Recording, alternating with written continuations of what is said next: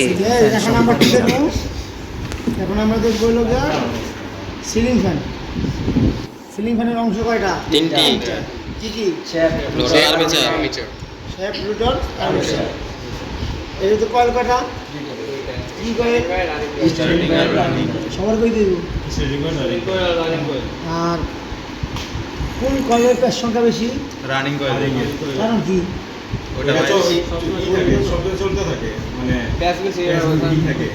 আর ফ্যানের ভিতরে কি বেয়ারিং ব্যবহার পারালে করি? কি ফ্যানের ভিতরে কি বেয়ারিং ব্যবহার করি? 62 62 দুইটা ব্যবহার করি, 62 62। আর ফ্যানের ভিতরে যে ক্যাপাসিটি ইউজ করি আমরা কত? 2.5 মাইক্রোফ্যারাড। আর যদি 10 বছর পুরনো হয় তাহলে 3.5। নতুন অবস্থায় 2.5 মাইক্রোফ্যারাড। আর লোগা পুরনো অবস্থা হইলে কি 10 বছর পুরানো বলতে 10 বছর হইতে 10 বছরের পুরানো হইলে ওটা হচ্ছে 3.5 মাইক্রোফ্যারাড। কারণ কি এই 10 বছরের কয়েলটা একটু দুর্বল হয়েছে না? এই দুর্বল কিন্তু আগের মতো বাতাস দিব না। যেমন এখন মানুষ তোমার বুঝে বয়স 10 বছর পরে ক্যাপ্টেনটা দেখাও। সুখী থাকবে। এই চাকরি বাবা চোখে যেভাবে দেখে 10 বছর পরে ওর চশমা লাগা আর একটু পাওয়া সারা দিকে ফোকাস কর। এটা হইব না। কারণ কি এখন ওর যে বয়স এই অনুযায়ী এই চশমাটা বানিয়েছে, আবার 10 বছর পরে এটা বাদ দাবার একটা বানানো লাগে ওই অনুযায়ী। এই কারণে সব জিনিসের কি একটা লিমিট আছে। হ্যাঁ, এটা কাজ করা পারবো কেনা কেনা রানিং করে স্টার্টিং করতে পারবো কি কি বাবা? তাহলে আমরা এটার ভিতরে কয়েল পেলাম কয়টা? স্টার্টিং কয়েল আর একটা রানিং কয়েল। তাহলে তার কত? S1 S2 R1 R2। এই দেখো সাইড আছে না? এই সাইড ধরে কিন্তু এখানে সাইড ধরে বসে লালটা S1 S2 আর কালোটা কি R1 R2। হ্যাঁ, এটা তো আমরা উপরে যেহেতু লুপিং বাইকে নিয়েছি 4টা, অনেক ক্ষেত্রে 3টারও আছে। 3টা যেগুলো আছে ওইটার ভিতরে কমন করে দেওয়া হয়েছে। হ্যাঁ, ভিতরে কমন করে দেবো কি? এই যে আমাদের S1 S2 R1 R2 আছে না? এই S2 আর R2 আমরা কী করবো? কমন করে দেবো। S2 R2 কমন করে দিয়ে কী করতে বাই করতে দেবো? একটা তারা বাই করতে, এটা নিউট্রাল। কি নিউট্রাল? আর এই যে S1 আর R1 এর মাঝে মাঝে কী থাকবো? ক্যাপাসিটর। এর মাঝে মাঝে কী দিলেন? ক্যাপাসিটর দিলেন। এখন আমার এইটা আমার ফ্যানের ডায়াগ্রাম, ঠিক আছে? এখন আমার এই অনুযায়ী আমি কাজ করি। তাহলে আমার এই দিনে কি S1 S2 R1 R2। হ্যাঁ, এখন আমরা শিউন না কোনটা S1 আর কোনটা R1 এটা আমরা এখন আমাদের মাপতে হবে না? মাপবো কি দিয়ে? অ্যাবোমিটার দুই দিয়ে ভাবে দেখবো। অ্যাবোমিটারটা মাপা দেখবো আর সিরিজ বোর্ডটা মাপা দেখবো। তোমরা অ্যাবোমিটার মাপি সিরিজ বোর্ড দিয়ে মাপলে ওই বাতির লাইটিং কম বেশি হবে। ঠিক আছে, এখন আমরা এখানে আমাদের মাল্টিমিটারের নবগুলো কী করবো? অ্যাডজাস্ট করে নেব। হ্যাঁ, এটা আগে জিরো টানতে হবে স্যার। তাহলে আমরা অ্যাডজাস্ট করি, নবটা অ্যাডজাস্ট করে জিরোতে নিয়ে আসলাম। হ্যাঁ, ঠিক আছে। এখন আমরা কী করবো? লালে লাল ধরবো। হ্যাঁ, কি লালে লাল লালে লাল ধরবো না। তারপর কতটা মাপতাছি? 10x ও হোম স্কেলে 10 মাপতাছি। হ্যাঁ, তাহলে আমি মাপলাম কত আছে দেখো স্যার 19 19 19। হ্যাঁ তাহলে পাইলাম কত? 19 পাইলাম। 19 ইন্টু 10 কত হইল? 190। এটা পাইলাম কোনটা? লালটা। এখন কিন্তু রানিং স্টার্টিং সিলেক্ট হয় নাই। জি স্যার। লাল। হ্যাঁ, দিলা লাল দিয়ে রাখলাম। হ্যাঁ, তারপরে কি আমরা কালো? হ্যাঁ, এই কালোটা ধরলাম। কালোটা পাইলাম কত? স্যার 15 তাহলে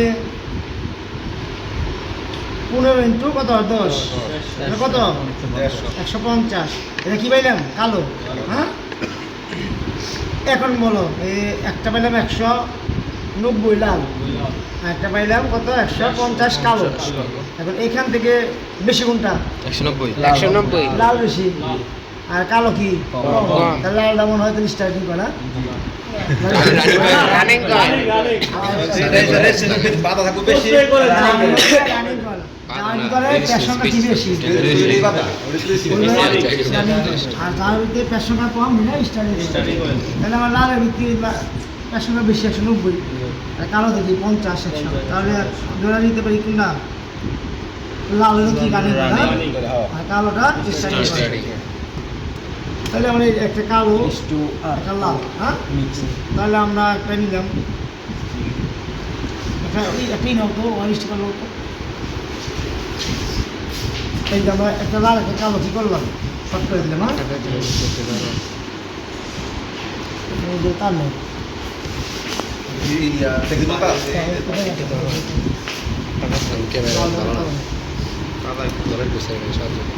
তাহলে এটা আমরা কি দেবো নিউট্রাল করে দেবো না এই নিউট্রাল হ্যাঁ এটা আমরা নিউট্রাল ঠিক আছে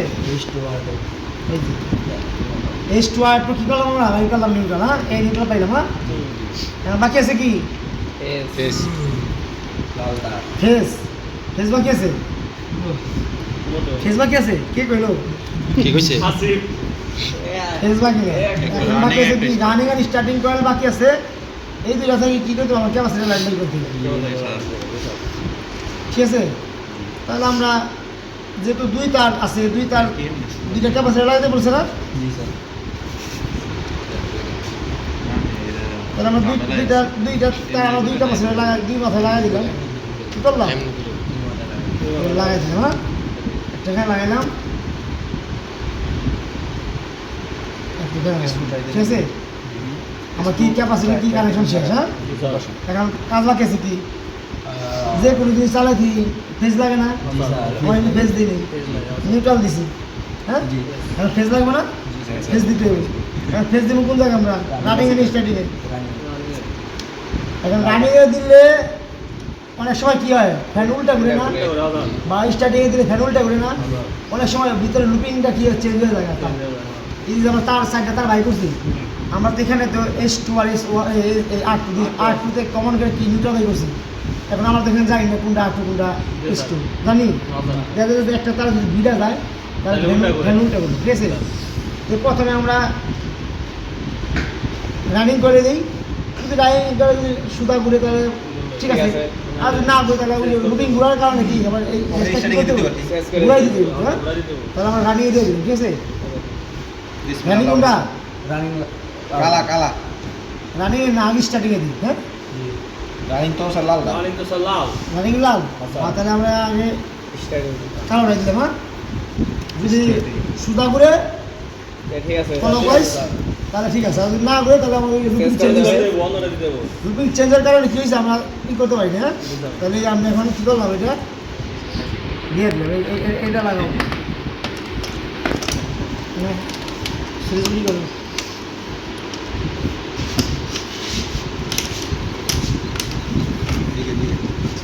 যদি উল্টা করে তাহলে কি স্যার স্টার্টিং ফেসটা আমরা স্টার্টিং করে দিতে হ্যাঁ। যেহেতু আমার শক্তিমান কি করি নাই সিগনাল আছে বিগত কে কাজ করছে না কাছে তুমি জানো না তুমি যদি কাজ করো তাহলে এটা চিনতে পারতা স্যার এটা এই মডেল এই যে ঠিক আছে আমার সিরিজ কি করলাম ঠিক আছে স্যার এটা রেজিস্ট্রেশন এখন ফ্যান চালানোর আগে এটা বডি আসলে দেখবা কি বডি আছে দেখি বডি কেমনি দেখুন হ্যাঁ এই ধরলাম একটা তার একটা হচ্ছে আর এই বডি ধরলাম এই বডি যদি আমার এই যে অ্যাবোমিটারে কাটা যদি মুভিং করে তাহলে বুঝবো কি আমার বডি শর্ট আছে আর যেহেতু আমার কাজ করতেছে তাহলে কি আছে ঠিক আছে বডি ঠিক আছে শর্ট নাই ঠিক আছে ঠিক আছে তাহলে কি আমার বডি শর্ট নাই হ্যাঁ বডি ঠিক আছে বডি তাহলে এখন আমরা কি কানেকশন দেবো হ্যাঁ লালে লাল দিলাম আর কালোতে কালো এখন কি নাও এটা আমার কি আছে সাকিব ধরো এটা দেওয়ার কারণ কি সেফটি ওই তো দর্শে ওই নিয়ে আনতে না এখানে ধরে শুধু এটা এনে দিলা কেন এটা দেওয়ার কারণ কি অনেক সময় ওই জায়গায় তো লাভ হলো কি অনেক সময় ঠিক আছে এই এই দিলাম ঠিক আছে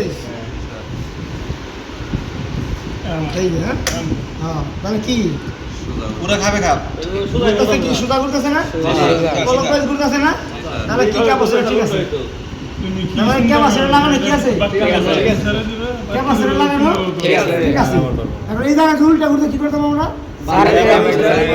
ফেস তারটা কি করতে ঘুরে ক্যাপাসিটর অপর করতে তাহলে আমাদের কি ঠিক আছে বুঝতে পারছো?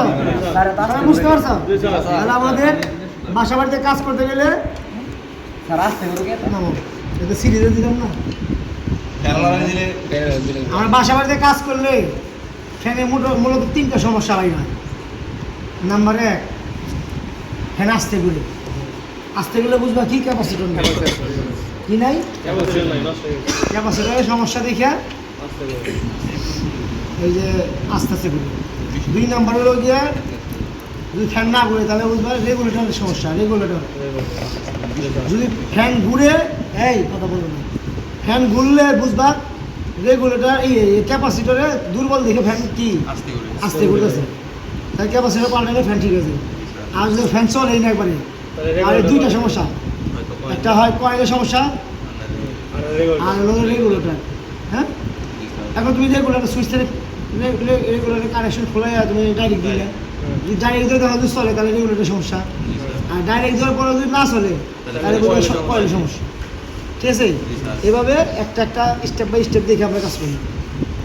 ঠিক আছে, ক্যাপাসিটি যদি একেবারে নষ্ট হয়ে যায় তাহলে কি সেকেন্ড চলবে? ক্যাপাসিটার নষ্ট হয়, ক্যাপাসিটার সহজে সব পুরো নষ্ট হয় না, ধরে যায়। একটু হলো ঘুরবো চার্জ ডিসচার্জ হয়ে যায়। আর পরে ক্যাপাসিটার যদি এরকম না কাজ করে ফ্যান আস্তে আস্তে ঘুরবো, বাতাস লাগবে, ফ্যান ঘুরবো বাতাস লাগবে, এখন বাতাস লাগতেছে না, এই বাতাস লাগবে না, ফ্যান ঘুরবো আস্তে আস্তে আস্তে আস্তে। হ্যাঁ, ঠিক আছে, আমরা এভাবে কি করবো, এভাবে কাজ করবো। হ্যাঁ, ঠিক আছে। Thank you